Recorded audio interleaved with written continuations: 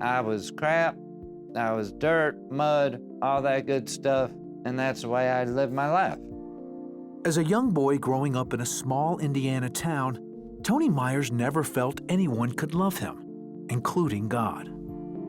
He just wanted to throw lightning bolts if you even stepped one little bit out of line. Raised a Catholic, he tried to hold on to some belief that God cared, until two of his friends were killed in a car accident. The only way I knew how to deal with it was through the anger and through cutting myself off and through not caring, because if there's a God like that, I ain't serving him. Tony went on to serve 8 years in the Army before taking a job as a welder. In all those years, he was still angry at God and the world and looking out for number one. I always looked at it like, you're out to get me, so I'm gonna get you first. In my mind, I was the force. Then, at 39 years old, he met Deb, a Christian who saw Tony much differently.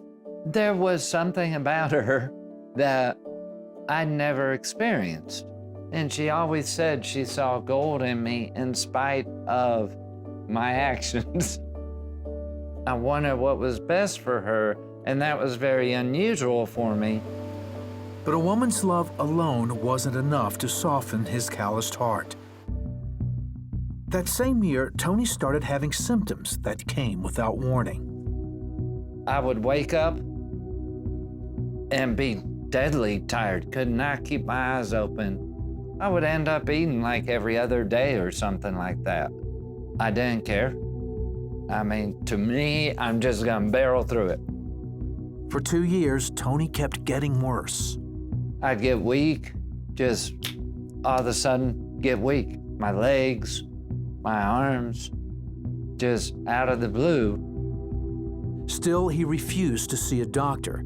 It wasn't until a near-fatal accident with a coworker in March 2009 that Tony decided he needed help.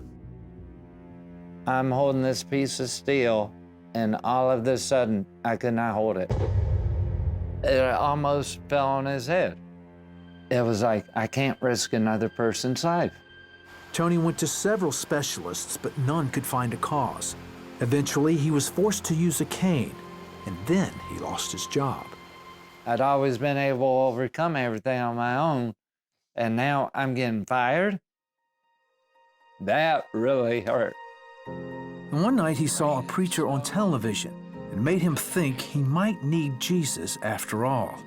I mean, emotion hit me that I had never experienced. That's the moment I knew Jesus was real. But Tony still didn't believe Jesus could love him. Meanwhile, he and Deb married as he continued to deteriorate. Eventually, he was confined to a motorized wheelchair.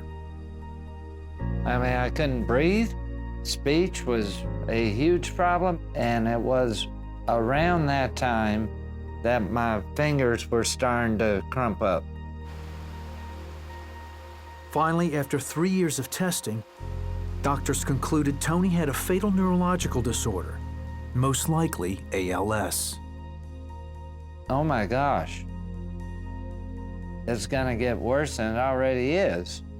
So, I mean, I was going through all the gamut of emotions all the time between fear and anger, and at that point, I'm like, forget it, just let me die. But on July 4th, 2012, Tony was thinking about something very different. It was an article he had read about Jesus' crucifixion. I saw Jesus at the whipping post, being scourged, and just seeing chunks of flesh being ripped off. And in his eyes, there was a truly deep love that was unending. Jesus suffered far worse than I did, and how much he had to have loved me then. And it was like I knew because he loved me that much, he wanted me to be whole. my anger just evaporated. Back pain be gone. It just came out of my mouth. All the pain left. What in the world? Then I said, fingers move. And then my fingers are moving.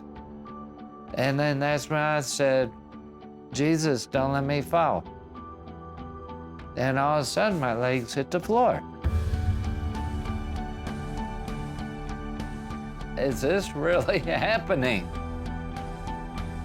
Wow, my Lord, my Master, my God, you did this for me.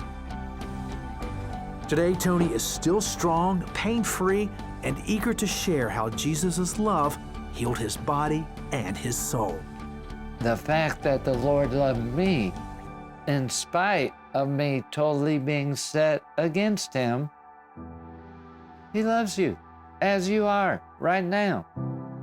And he sees you as the most precious thing on the face of this earth.